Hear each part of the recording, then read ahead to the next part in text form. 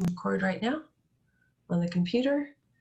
You will get slide decks with notes embedded, as well as access to the recording through our website if you're interested in that. So now I'm going to share my screen. Maybe come here.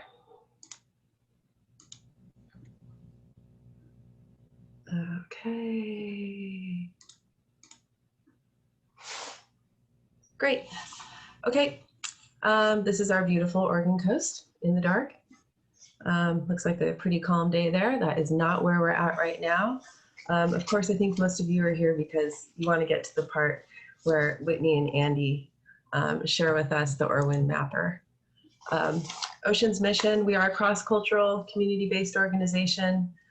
We do have this initial focus on floating offshore wind and want to support the responsible development of that and all advanced energy technologies, really leaning in hard for the benefit of the coastal communities and those kind of triple bottom lines, planet, people, and community solutions.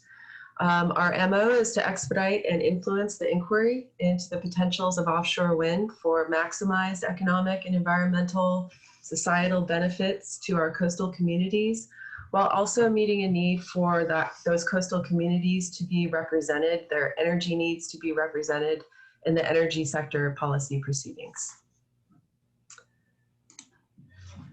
Without further ado, just going to run through some updates so we can hit the half hour mark and hand it over. Some updates in our memberships, our policy, economy, environmental, and labor since we've last talked last month. Apologize for this super simple slide deck, but I, for various reasons, ended up throwing it together in the 15 minutes leading up to this meeting. So I'll flesh it out with some better notes by the time we send it out. But very excited.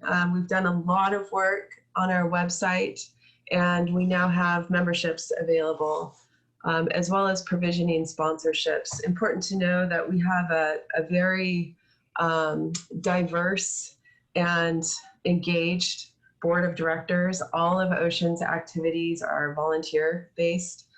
So I think that speaks to how important this topic is to those of us who are putting a lot of time into this.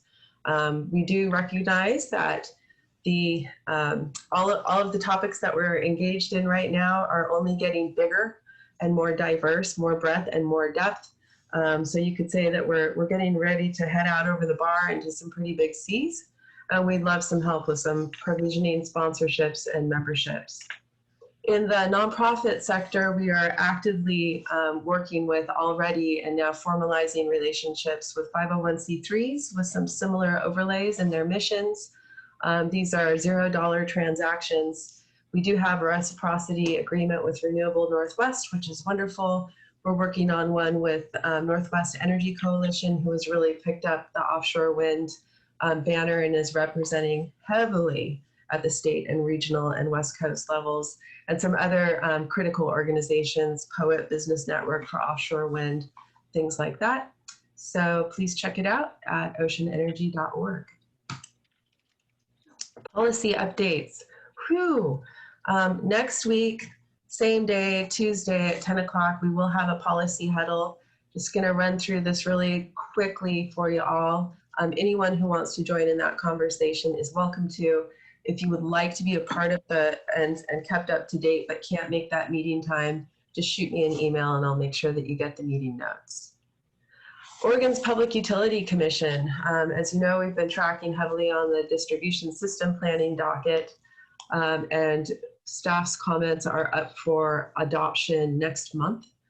Capacity, same deal. That's a huge docket. How do we value capacity? That will definitely touch on floating offshore wind and the valuation that it is given. Resource adequacy just sprung up through a direct access docket. So that's a very new conversation that just started yesterday. And we have the response to the Executive Order 2004. Of course, that's the assigning a societal cost to greenhouse gas, as well as mitigating and adapting to our wildfire and climate. So no small task there. Oregon's Department of Energy, they released the biennial energy report, very exciting, lots of good stuff there. So I will get the link in there so you can start sorting through that if you would like. As you recall, they are also the lead agency on Department of Defense's funded study, Oregon Renewable Energy Siting Assessment Update.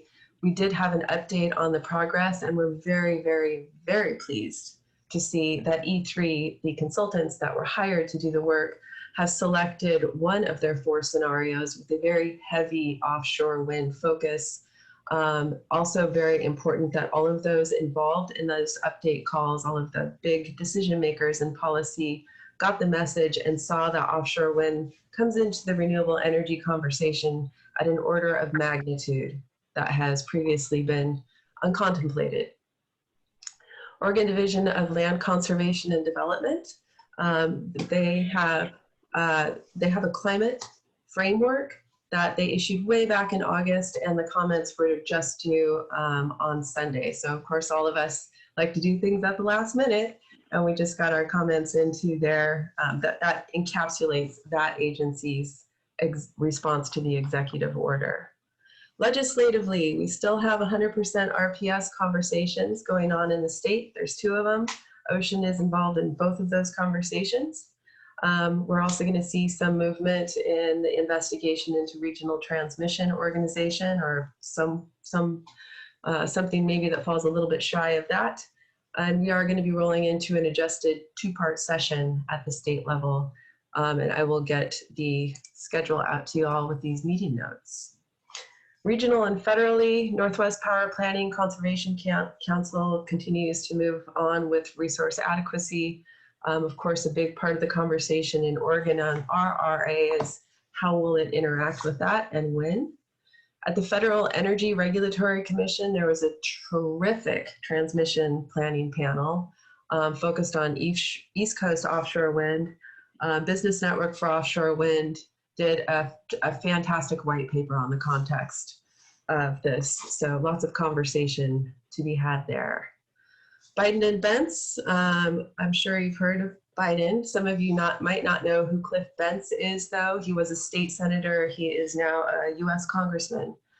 He's from the Eastern Oregon sector, and he has lots of experience with the financial benefits, specifically of terrestrial wind and utility scale solar. He's also very bullish on hydrogen for the transportation sector. Good things to keep in mind.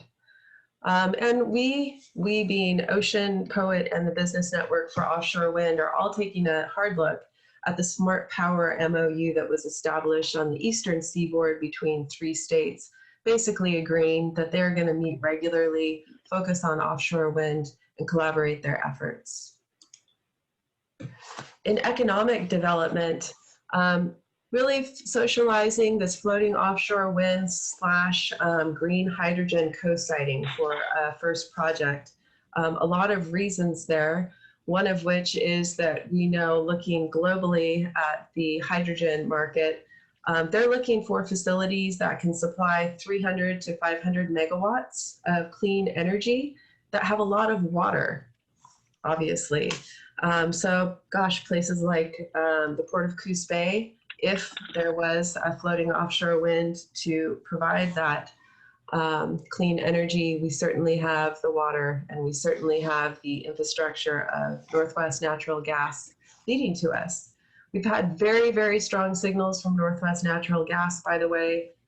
They understand that they can and should be looking at all of their assets for transformation to the hydrogen sector.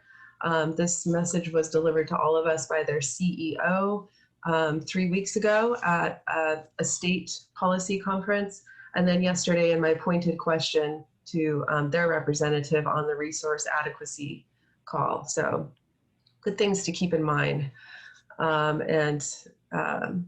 The opportunity for the green hydrogen, specifically in the capacity and energy markets, to take those periods of time when floating offshore wind might otherwise be curtailed because it's generating more than the electricity demands are. If we can transform that into green hydrogen, it offers both some resilience factor because we can run backup generators, you can decarbonize the electric market, as well as the maritime sectors. So very interested in making sure that as our state moves forward, we incorporate planning for that.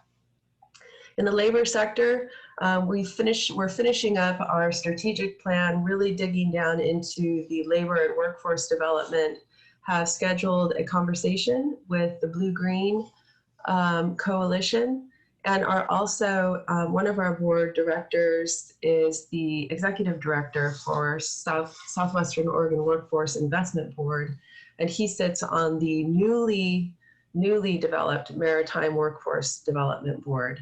Ocean may be stepping onto that. That's one of those things that fiscal membership support and provisioner support would really help us to be able to sit on that board and advocate both for the development of workforce that can serve the offshore wind sector, but also to advocate for inclusion of our commercial fishing sector and give some forward thought to how we can integrate all of our developments. Environmental updates. Is Bill Gorham on the call here? I am. Okay, Bill, I'm going to be quiet for a second. Let you talk. Sure. Yeah, try to give you a chance to rest your voice. One of the things that we're doing on the environmental side, several things we're sort of seeking partnering with different groups. That was led a little bit by responding to some of BOEM's recent solicitations. There was the IDIQ for large-scale research projects, and then there was the other one for the 2021-22 studies that would be more focused. What we see for Ocean is to provide sort of boots on the ground input to either sets of investigations, whether it's helping out with a company that gets the large IDIQ contract or putting in our own suggestions for the 2021-2022 studies. In addition, we're having the engagement with the local fisheries, and that's all sort of part of the boots on the ground that we're working with. As it says, we're working with local academic institutions. In fact, we have a grad student from the University of Oregon, Carolyn Fitzpatrick, who's helping us on the environmental side. One of the things we recognized is that we need to convey to everybody that it's not just the turbines offshore, it's a tremendous amount of resources that go into the shoreside facilities and things like that. So Caroline is building on her architecture training and helping put together some graphics that would capture that. They're trying to use technology to get an interactive graphics so that as we and other entities want to give the public a full appreciation for what offshore wind can mean, whether it's on the infrastructure side, the economic side, the natural resources side, that makes that job a little bit easier. The other thing that we're doing is working with Whitney and others at BOEM to get an appreciation for what the NEPA process is going to be. The NEPA process is worked through on the East Coast, and it's going to be somewhat different out here for a variety of reasons.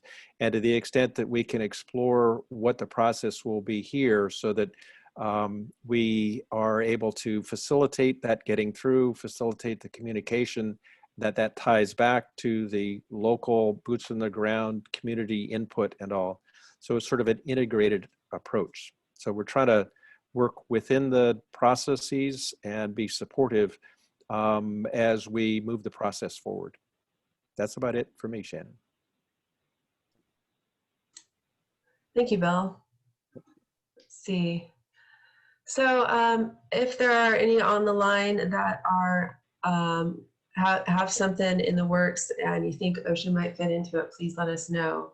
And as follow-up to Bill's comments on the graphics associated with what we're all grappling with and contemplating, I am also very happy to hand over the helm to Whitney and Andy so we can check out some really cool state-of-the-art graphics that are also interactive. So let's get that out of there. Stop my share.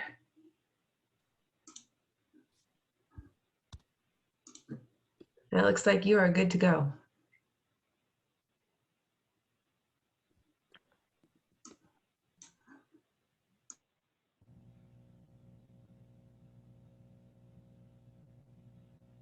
Let's try again. Can you hear and see me? This is Whitney Hauer. Yep. Perfect. All right, I'm getting a thumbs up. Great, well, thank you. I want to start off by saying thank you for the opportunity to present today. My name is Whitney Hauer. I'm with the Bureau of Ocean Energy Management, referred to as BOEM, in the Pacific Regional Office. I'm a renewable energy specialist, and I'm the coordinator for the BOEM Oregon Intergovernmental Renewable Energy Task Force. I'm presenting here today with Andy Lanier from the Oregon Department of Land Conservation and Development, DLCD, and we are presenting on the joint effort between BOEM and the state on offshore wind planning in Oregon. So to go over some of the topics that I'd like to cover today is some introduction and background information, and to go over BOEM's authorization process, also referred to our leasing process, and touch on the BOEM Oregon Intergovernmental Renewable Energy Task Force work, and which dives into the BOEM Oregon offshore wind planning effort. And then I'll be passing the presentation over to Andy as he will detail into the data gathering and the Oregon offshore wind mapping tool, which we'll call Oro Wind Map. And then hopefully we'll have some time for a healthy discussion and go over next steps. So for those, and I just need to see if I can minimize there we go, thanks. So for those of you who are not familiar with BOEM, our mission is to manage the development of energy and mineral resources in an environmentally and economically responsible way on the Outer Continental Shelf, the OCS, which is referred to as federal waters. And this includes both leasing activities for leases or right-of-way or right-of-use, and then also has a strong environmental science and analysis section as well to fund research that informs these decisions and the analysis for that decision-making. Our jurisdiction on the U.S. West Coast is in federal waters from 3 to 200 nautical miles. Again, this is referring to the Outer Continental Shelf, or the OCS, and it does exclude national marine sanctuaries. And I wanted to show a map here of the West Coast states of Washington, Oregon, and California. And you'll see it, the jurisdiction of the EEZ in the black line, and then you'll see areas of national marine sanctuaries that are marked out in those gray shapes. And you'll see in Oregon that BOEM's jurisdiction is that full 3 to 200 nautical miles, whereas in Washington and California, BOEM does not have the jurisdiction in the national marine sanctuaries. Most of what I'm here talking today is on our planning effort with the state of Oregon, but it is important to recognize the BOEM-funded research that informs our leasing decisions. And you'll see on the last two bullets of this slide, I am referencing some additional material, both our Pacific Regional Studies homepage, and another is the selected Oregon research. It actually just came out, or I should say just was updated late last night or earlier this morning, that details all of our studies that are relevant to Oregon. But some of the exciting research that our office is currently funding is looking at passive acoustic monitoring to understand the occurrence and distribution of marine mammals on the West Coast. Our office formerly funded a whale movement video animation around floating offshore wind, which then was used as a springboard for another study to look at computer simulations to assess entanglement risk to whales and leatherback sea turtles. There's a number of seafloor mapping and site characterization surveys, and I believe Ocean has already reported out on the Mid-Ocean Resource Data Collection with the LIDAR buoys in California, and this is in partnership with the Pacific Northwest National Lab. And then we also fund some grid integration work. The one highlighted on this slide is with the National Renewable Energy Lab, looking at the potential value of offshore wind to the Oregon power system. And I believe Ocean's already reported out on some work on the white paper with the Pacific Northwest National Lab. In general, the program portfolio right now is around $13 million for renewable energy research, and an additional $9 million for renewable and oil and gas research coming out of the BOEM Pacific office. I now want to provide an overview of offshore wind energy resources and technology as a background in terms of our knowledge moving forward. So we know that offshore wind can provide a strong and consistent wind energy resource. And we know that beneath the wind turbine generator, that fixed bottom or floating system is highly dependent on the water depth. And you'll see in this figure that in shallower waters, so we use a rough rule of thumb of 60 meters, which is just shy of 200 feet, you'll have a fixed bottom foundation of a monopile jacket or twisted jacket foundation, which are the first three that you see in the schematic on the left. And then in deeper waters, moving into floating system, and you'll have the examples in this slide of the semi-submersible, the tension leg mooring, and the spar.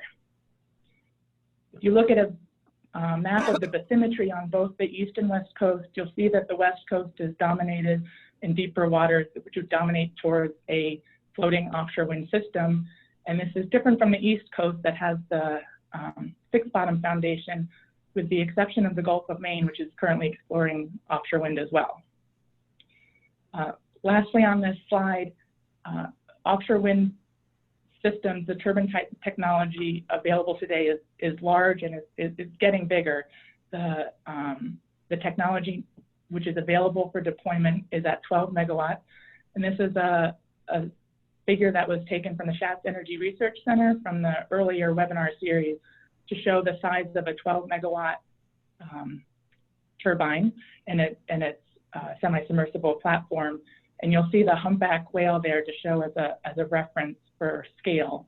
But these systems have a height above the sea level of about 870 feet, the rotor diameter 730 feet roughly, the blade length roughly 350 feet. So there are a lot of different ways you can visualize the size of these systems, but this is for one turbine generator on its own, let alone what it would look like with multiple turbines and its associated moorings. I also wanted to highlight a couple of different floating offshore wind energy projects that are in operation. These are multi-array wind turbine generators. The first is Hywind Scotland, deployed off the UK, that became operational in 2017. And another is the Windfloat Atlantic project off the coast of Portugal that became operational earlier this year. And I have a reference in this slide where you can see a number of other offshore wind and floating offshore wind projects. Now I'd like to dig into BOEM's renewable energy authorization process, or our leasing process. It's important to note that this is a multi-year process. We have 4 phases in this process, which begins with planning and analysis, often with an intergovernmental renewable energy task force, where there's data gathering to inform a call for information and nominations, or a call. After that call is issued, BOEM receives feedback and comments, and then goes through an area identification process to determine a wind energy area, which is then subject to environmental review. In Oregon, we're currently in this data gathering process, and in Hawaii and California, we are in the area identification process, as there has already been calls issued. Moving into the leasing phase, there's both a proposed and final sale notice, an auction, and then lease issuance.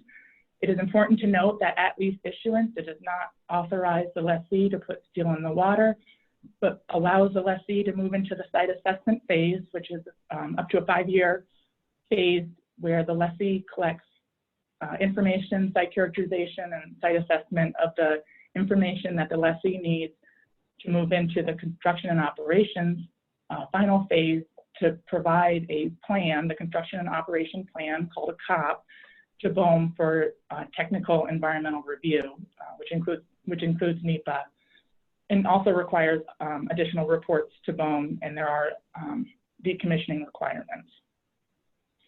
There has been a lot of activity of offshore wind on the East Coast, and in terms of the review process, I thought it'd be helpful to know that commercial offshore wind projects, there are currently 10 projects under review. So BOEM has 10 COPs in hand and is providing that review and there has not been a commercial offshore wind project that has been approved yet. Shannon had asked for an update on the other offshore wind activities in our Pacific Regional Office. So there's a map here of both Hawaii and California. In Hawaii, you'll see in the areas in blue, there are 2 call areas, the Oahu North and Oahu South call area that was issued in 2016. And in California, there are 3 call areas noted in blue, the Humboldt call area in Northern California, and then 2 call areas in Central California, the Morro Bay call area and Diablo Canyon call area. These were issued in 2018. More recently, there was a working group that was formed by Representative Carvajal to discuss additional areas for consideration for floating offshore wind on the Central Coast, and the California Energy Commission issued a notice of availability to gather comments on these additional areas. That comment area,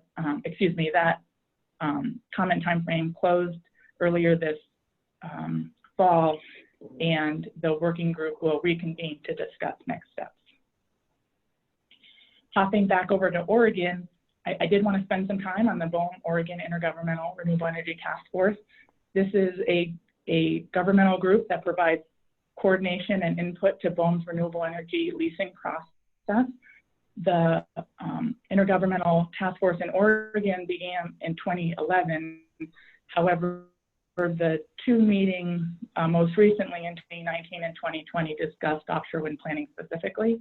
So in 2019, the task force was reconvened to discuss a planning approach for Oregon, and the meeting resulted with BOEM and DLCD drafting a data gathering and engagement plan.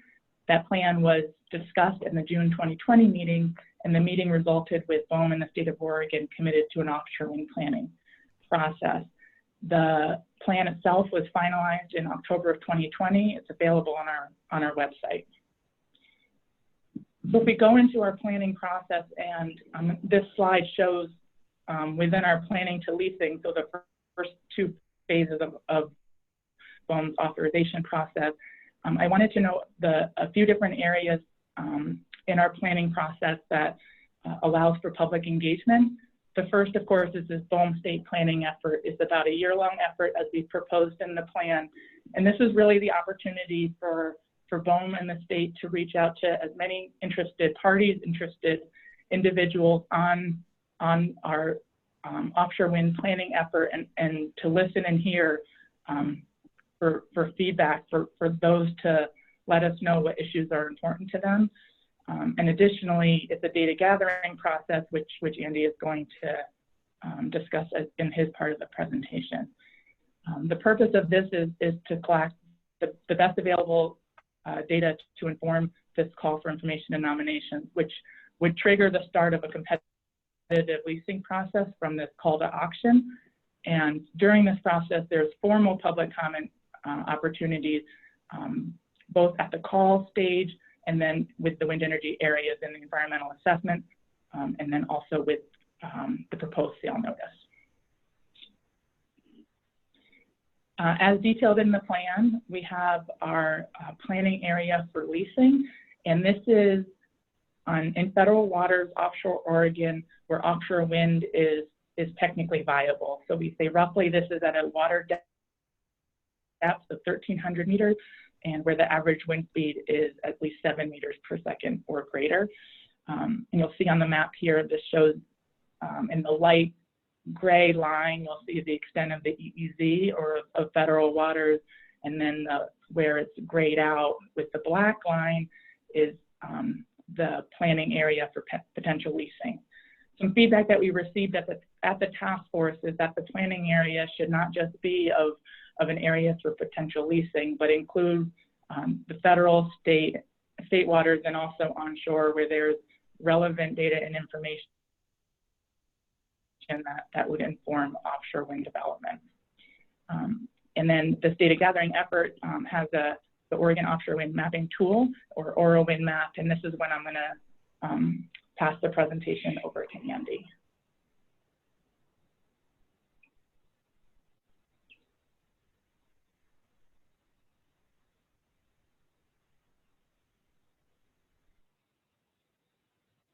Thank you, Whitney. Just confirming that you can hear me and see my screen. Sounding good. Great, thank you. So I'm Andy Lanier. I'm the Marine Affairs Coordinator for the Department of Land Conservation and Development. As part of my day job, I help the state to handle ocean policy development. So I staff the Ocean Policy Advisory Council and am a member of Oregon's federally approved coastal zone management program. Hopefully you all saw the presentation I gave at the task force meeting where I cover Oregon's state role. I'm not going to go into that today, but the video from the task force where I discuss that is available online, and I would encourage you to go find that if you have questions about state government's role in offshore wind planning. Today, I'm going to talk specifically about the work I've done to support the data and information gathering and dissemination that are part of our year-long outreach plan. As Whitney mentioned, took us maybe a little bit longer than we had hoped, and we finalized our plan in October. And at the beginning of the plan, we planned for a period of time within which we would develop the materials, we would build the tool. And so I'm happy to report to you today that we're coming to you with kind of a first public unveiling of our data catalog and our tool that have been amended and are set up to help to facilitate these discussions. I think the first public webinar we're planning for an official unveiling of the tool where we can have discussions and dialogues will be in January, towards the end of the month in 2021.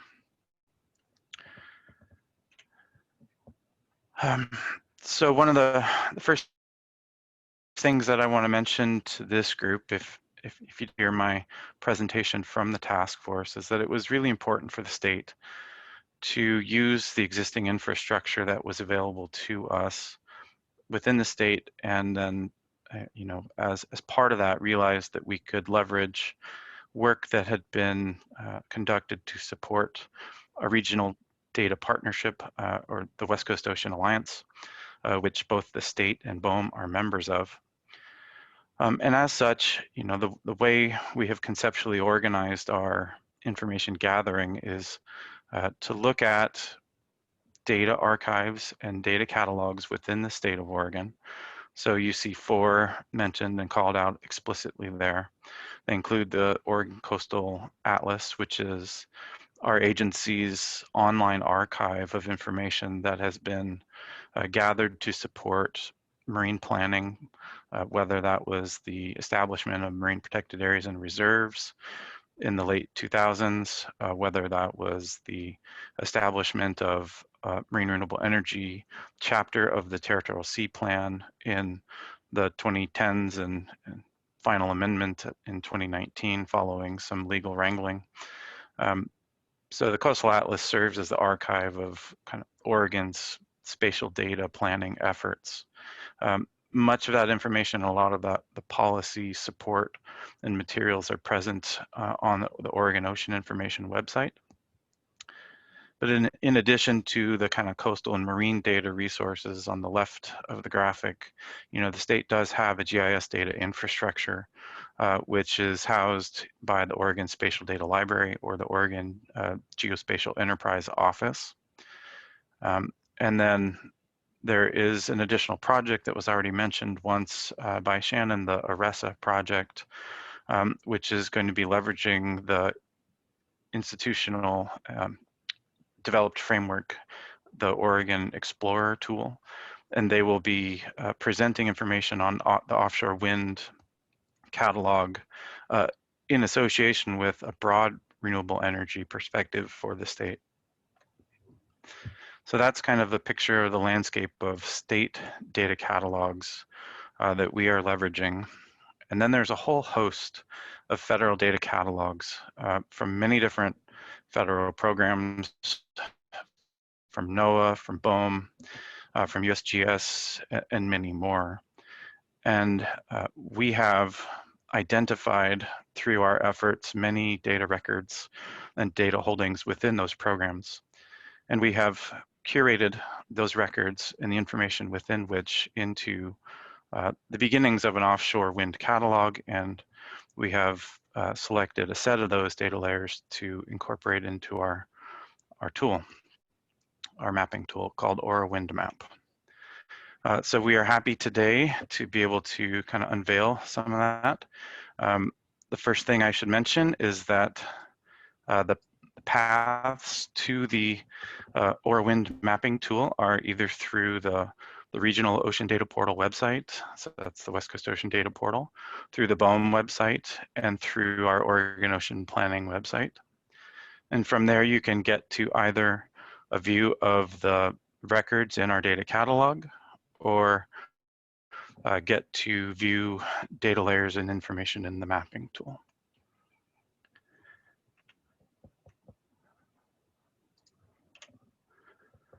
So one of the first things I want to do is mention that because this is still a work in progress, there are some things that work well and are functional, and you will be able to use them and play with them. And then there are others that are still under development. The catalog itself, which is accessible, and I will actually do a live demonstration after I do a very brief intro. You know, there's existing search functionality that's available through search facets on the left. We still have not had the time, and we had to do some real technical wrangling to reestablish our curated data hierarchical categories. These are categories that West Coast Coastal Atlas community members and GIS data professionals kind of agreed upon a number of years ago when we first established the data portal. And as a part of our recent technical upgrades, that capacity was lost. So we are still working to recover that as we move forward.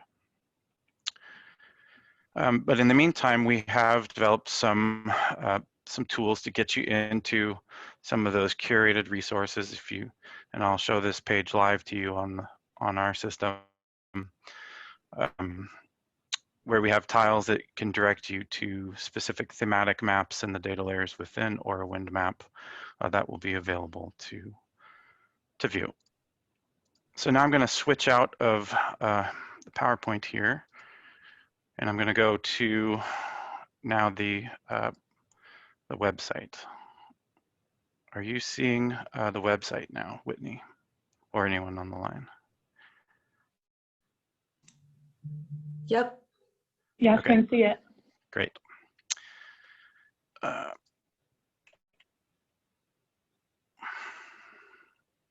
So this is the homepage. We have a handy tile link right to the mapping tool from the homepage. That will take you to the Aura Wind Map tool. But first, I'd like to mention that and browse through some of the functionality in the existing data portal in the search interface. Probably the most powerful search facet that you can use is a keyword. So if I wanted to narrow down the number of items that we have in the catalog, it's very simple to do. So if I want to say interested in whales, you can add whales. It's important to note that the search facets that you apply to the catalog are customizable, so you can use multiple things at the same time. If you do use the search functionality, it's an additive. So if I wanted to add additional records that may be related to something else, I can do that very simply. The map functionality is quite powerful in that if you use an extent of a view, you can subset the records within the catalog to either something that intersects with it or is completely within the bounds of the map frame. And then the last thing that I wanted to show you here is the fact that we have collected records and are serving records through a number of different regional data source providers. This number will likely grow as we continue to conduct our engagements and identify new data records throughout the region. Some of you might ask, how does this help me? Like, what can it do for me? once I've identified a record, the first thing that I would do when I'm going to look at a specific set of information is understand where it's coming from, as an example. So you can expand a view, and the records that have metadata filled in will provide that. You will get an extent rectangle for where the data exists within, as well as some additional information that can guide you to where you would find more information about where that data set is coming from. But if you follow one of these links, and a lot of these are to ArcGIS servers, you can then look at the specific information. And if you really want to explore that, you can view it in one of these immediate kind of pop-up ArcGIS Online map instances. So you don't actually have to use our tool if you don't want to. If you want to create a map, if you're familiar with ArcGIS Online, you can call up the data from whatever that source is.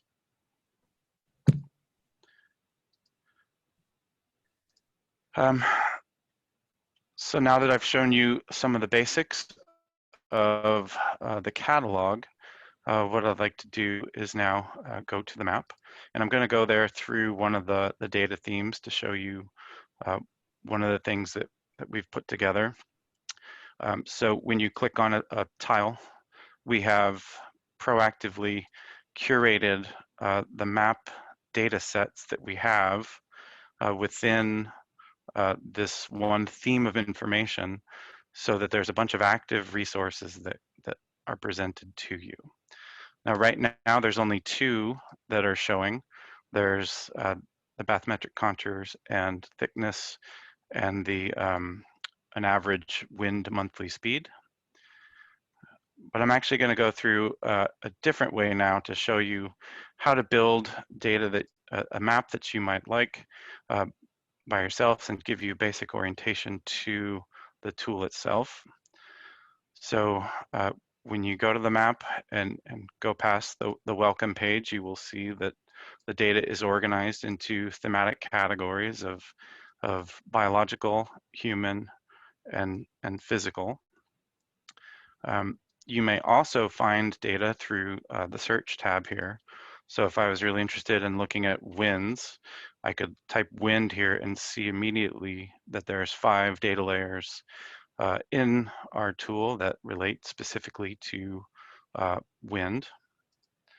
So if you select one of those, it actually identifies it, adds it to the map data layer, and adds it to the active tab.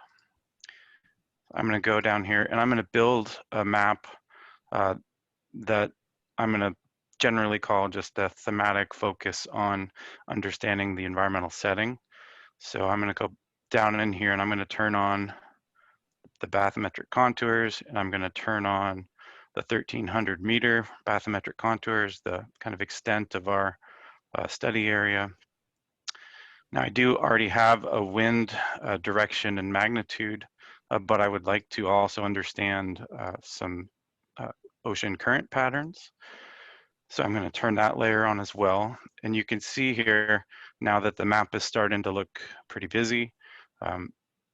It's important to understand and recognize that what we are doing is connecting map service data layers that are coming from sources all over the West Coast, and we are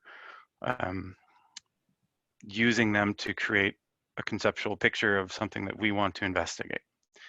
Right, so this is, I practiced doing this one because I really like the way that it looks, and I think that it can help you understand the functionality of the tool.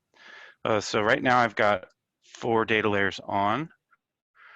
I know that the bathymetric contours are maybe a little bit overwhelming and makes it hard to see some of the other resources. So I'm going to drag that down to the bottom so you can reorder any of the data sets that are in your active data tab, and you can turn those on and off if you choose.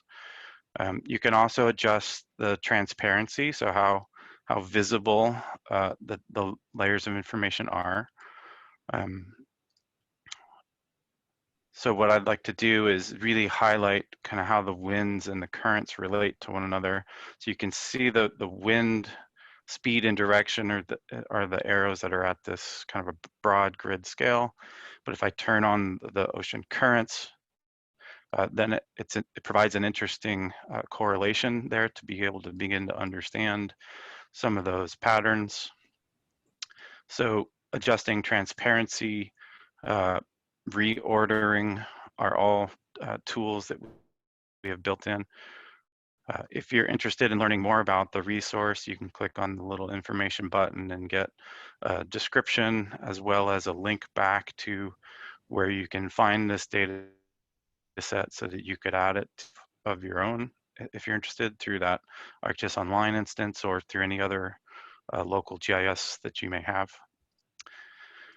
And then if you are, well, here's a legend tab. So if you want to see what the colors or symbols on the map are, the symbology will appear there. And then finally, if this is something that you think is important and that you want to share with others, there is the ability to share the map through a bookmark. So you could take this URL, you can open up a new instance of a browser, paste that in, and you will have the map that you have just composed available to send to somebody else so that they could see what you were seeing, and you can have a discussion about that. There are also some data layers in our tool that have what we call data sliders. And so if I turn on one of these resources here, you can see that we have created the ability to, because the data were provided in monthly samples, you can have a picture of how the monthly wind climate is going to change. I'm actually not seeing it change here, so there's a bug in our system someplace. But if you hit the refresh button after you have one of those layers in, it usually works shortly thereafter. So you can see how the winds would change throughout the seasons. And there's probably more than 150 data layers or so that have been added to this tool for our use in exploring the physical environment, the settings, the human uses that are there. So we have spent time to curate important information that would be coming from something like an essential fish habitat process. So you could view the trawl conservation areas. We have a number of resources that are associated with fishing. So we have two major sources of data from the fishing kind of set of catalogs, one of which we collected in Oregon as a part of our territorial sea planning process for marine renewable energy within the territorial sea. But you do, they do provide an understanding of the information that was used in the state's planning process. And then we also have a number of resources that have been provided through the NOAA Fisheries Research and Monitoring, including more recent kind of VMS data, so that you could see in particular intensity of some of the more edge of the shelf fisheries. And again, these are coming from NOAA, from the authoritative source. And you can see that for a number of these resources, we have multiple year examples of where the fishery has occurred and the intensity of fishing in some of those locations. So I think part of our excitement in sharing this with you is that it does present a number of fantastic, previously kind of disaggregated resources into a single place that you can view them, as well as information that you can use to find out much more about the existing landscape of administrative, physical, and human uses. So with that, I'm actually going to switch back over to my presentation. And I hope that that switch happened where I had, just in case the internet went down, I had a few example maps to use as talking about this. And so as mentioned, we are part of the way through the generation of our data catalog. We still have a little ways to go in terms of curating the specific list that has been gathered for offshore wind, but there's quite a number of records that are available in the catalog to explore. And we will be convening a data review working group to go through some of our data resources to begin to understand the quality of the information, to be able to identify new, which really means existing records that we have not already collected and connected to our catalog, and as a way to potentially prioritize gaps for future information gathering. Given the reality of COVID and the fact that we're all working in our homes, it's likely that these efforts will be virtual, at least at the beginning of this coming year. And if you would like to participate, please do reach out to me and or Whitney, and we will include you in future meetings where we walk through some of the data and information that's available. And with that, I think we are on to time for discussion. So happy to answer questions. It looks like we've got a good period of time that we can have a discussion around what you've seen today. So thank you. Thank you, Whitney and Andy. Well, unless it gets too busy, I'm just gonna invite folks to speak up one at a time. And if we got people talking over each other, then we'll start raising hands. But I'll kick things off, going way back up to the top of the presentations. Whitney, you mentioned that there was a $9 million pot that was specific to renewable energy and oil and gas. Does oil and gas specifically refer to fossil fuels, or might that be interpreted to be green hydrogen inclusive? Or do you know? So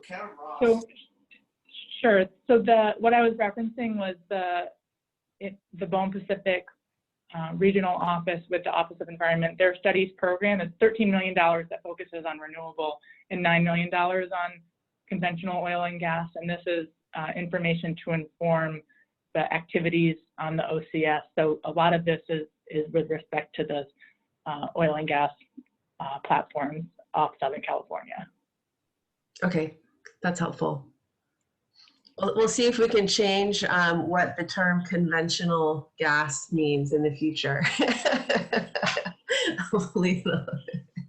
It'll include some clean green. Does anyone have any questions for Whitney or Andy?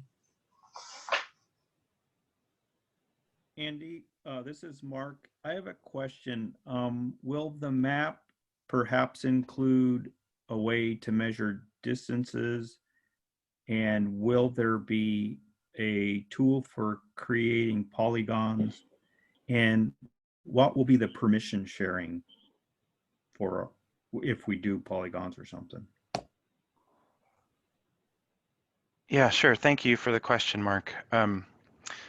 So we will add a tool that will enable us to measure distance. That is something I noticed as I was working on this to get ready for the presentation. There is a scale bar down on the lower right. I know it's not the best method, but you can get a sense of scale and distance through that bar down there. In terms of being able to add data layers, right now all of the data layers are being consumed from publicly available GIS servers or catalogs that we are able to connect to. So there is no ability to draw a specific polygon on here and share it, or to upload a data set that you would have in your catalog and to be able to view that on the system. Yeah. Although those are both options that we have considered We're talking for about, future development. we're talking about a tool that collects different types of data, and you can layer the data on top of each other on a map. So I'm hearing some background info or background noise. Was that a question or is there? Okay. Andy, And this is Ross Andy, Tyler with RWE. Could I just ask you, are you also thinking, or maybe it's already there and I can't see it, but of including the transmission, the map of the transmission and grid on the land side? So submarine cables and pipelines? No, I was thinking more of the on-land transmission. Oh, yes. We certainly are going to be adding in transmission that is, so there is a collection of data that the state will need to publish. I should have mentioned that during my presentation. The Conservation Biology Institute has gathered a number of resources for the California process, and so there is a number of records that we will be adding to our catalog and our portal that come from that catalog because they were regional in nature. There are other data sets that we will be adding from the state itself. So Oregon does have new electrical grid and transmission intersection points. Those will certainly be added. They are on our to-do list. Very good, thank you. And I think it's great work that you're doing. Thank you.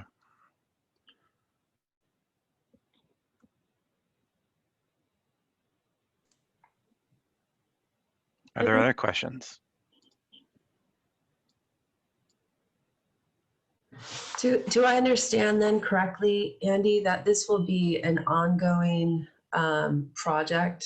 I mean, just as you're saying, and as we know, specific to Ross's question about transmission, that we do have some kind of high level transmission data. There's a tremendous push for greater resolution in terms of power flows and things like that. So is this going to be kind of funding pending, something that will be refreshed on some frequency? Do you know? Yeah, sure, Shannon, thanks for the question. So I will be, as a staff support for the task force and for the planning process moving forward, it will be one of my jobs to continue to add existing information that may be out there but has not been connected yet. So I will be doing so over the next year. So right now you are really just looking at the nascent catalog that has been gathered together. And as mentioned, it's not complete yet. So yes. This is Whitney, if I can, oh. Go ahead, Sorry. Whitney. Sorry, Andy. I was just going to ask you if you could go back to the presentation slide that shows that last, tell us what you think. So I did want to highlight a couple of pieces. I put into the chat bar some of the resources that were discussed during Andy and my presentation, and certainly the Oro Wind map is an exciting one today. But there is also in that third bullet, if there is information that existing data set that is not included in this currently, we have a fact sheet on Oro Wind map that details how to publish that data and contact the West Coast Ocean Data Portal Administrator to make sure that data is then shown in Oro Wind map. So there is that mechanism in place already.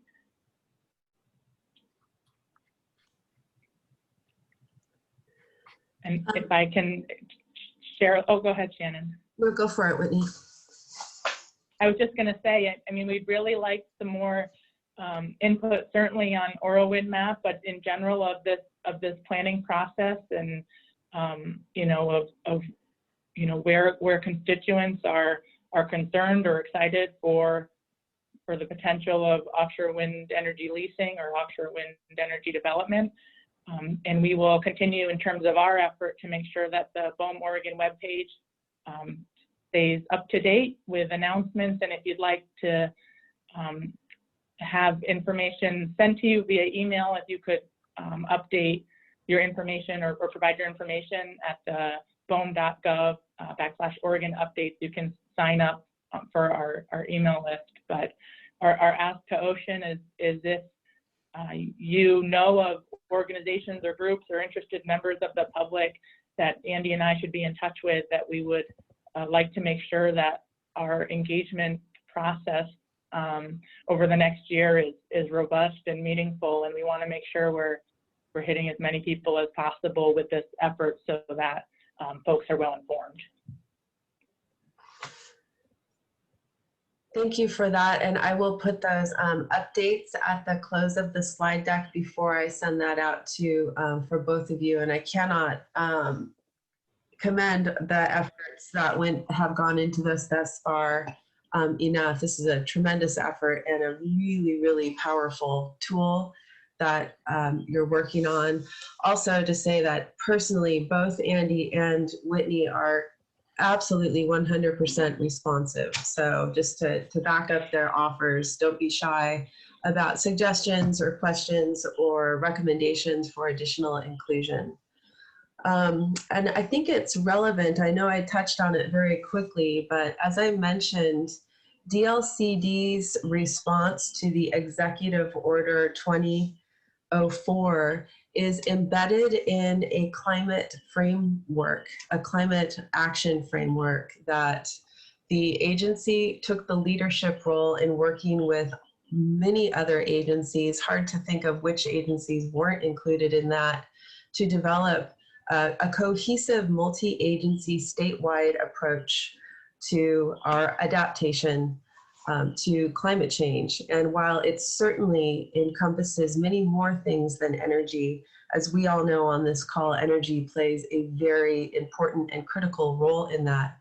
One of the key components of the draft plan that was put out for comments, and again, comments just closed on Sunday, is that there be that there be an interim multi-agency, what they call it, a cabinet, that will come under natural resources leadership, presumably from the executive office, from the governor's office, that would be looking at integrating all of the nuts, the nuts and bolts that go into these programmatic changes that the state of Oregon and all of these other states are contemplating.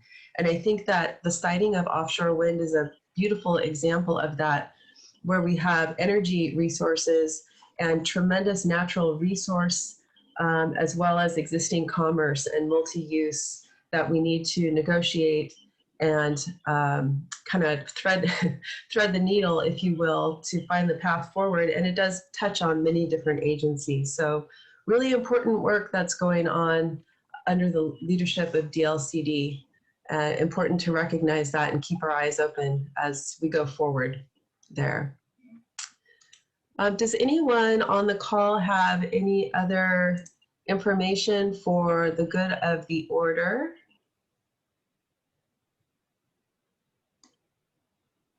Would this be considered announcements? Yes. Hello, Nancy. So this is Nancy Kirshner Rodriguez. I will just announce to everyone on this call that there is a move afoot amongst all of the renewable organizations, a coalition of over 40 groups right now, to push again on the federal tax credit extensions. And a letter just went up to Congress, which I'll send around to this whole group, and also including the 48C, which is for manufacturing tax credits. So the fun begins again. But I thought you would want to know about that since you have important elected officials in your world. Yes, thank you, Nancy. Notice too that we did get the invite in the chat. Business Network for Offshore Wind is being a networking event.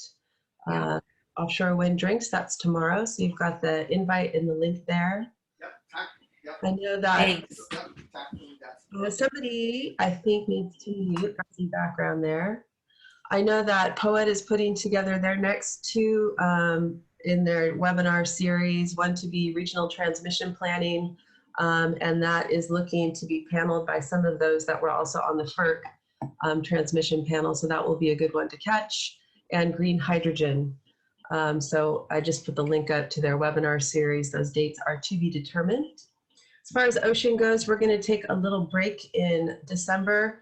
I personally am going to go completely offline the week after Thanksgiving, and just mention that to you because we're all doing really important work.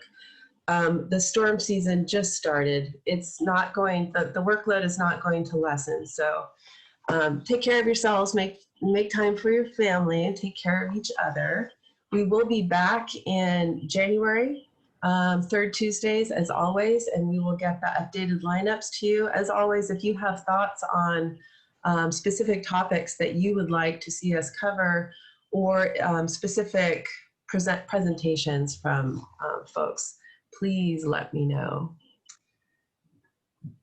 And if I don't hear anything else, then I'm going to thank everyone for your time. Really appreciate it. And again, huge applause to the DLCD BOEM team. Good job. Yeah, I was just going to chime in that it's wonderful to see this work, Andy and Whitney, and the Conservation Biology Institute has been working with the state and with BOEM, you know, to gather data for the ERESA project. So we are excited to see new data being pulled into the tool.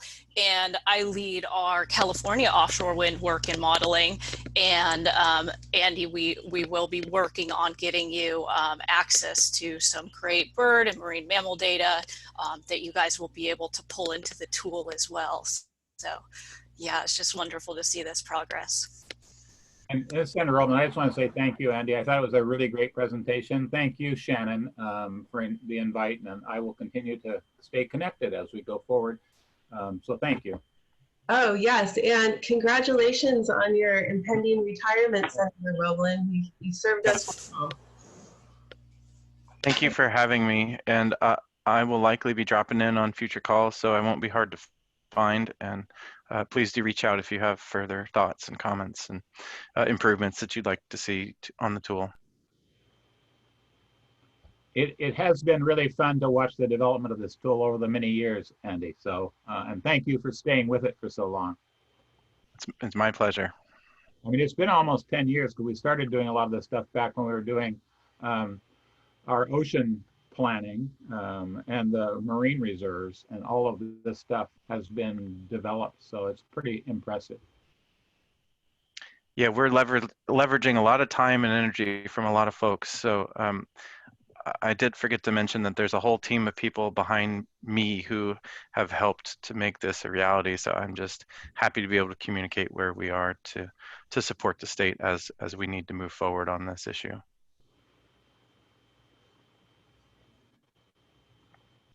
All right. Thanks, everyone. Okay, everyone, stay safe. Take care. Bye-bye. Thanks, bud. Bye. Bye, folks. I missed most of that.